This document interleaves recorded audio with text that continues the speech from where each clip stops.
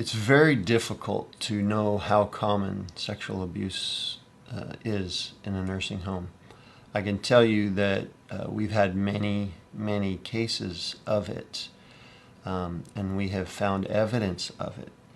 But the problem in identifying it and knowing how common it is because many of the victims can't speak, or many of the victims have dementia and can't remember enough to give any details of what happened.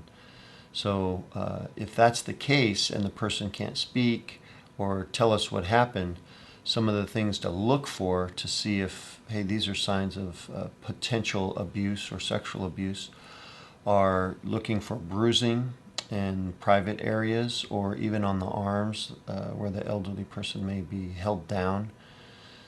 We also look for signs that the elderly person is afraid of certain caregivers who are coming into the room.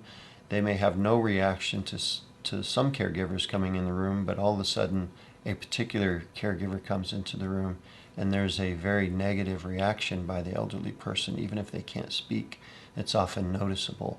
So that certainly doesn't mean guilt of any kind, but it certainly is a sign that something might be going on between that resident and that particular caregiver.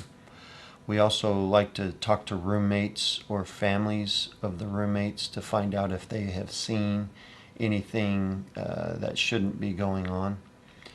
And also I tell my clients that if, for example, there's a female resident in a nursing home, they can request that only female caregivers provide care to their loved one, especially when it comes to giving baths and changing diapers and things like that, because that's often when some sexual abuse will occur. So I wouldn't hesitate to go to the nursing home director of nurses or administrator and say, I only want female caregivers providing care to my female loved one in the nursing home.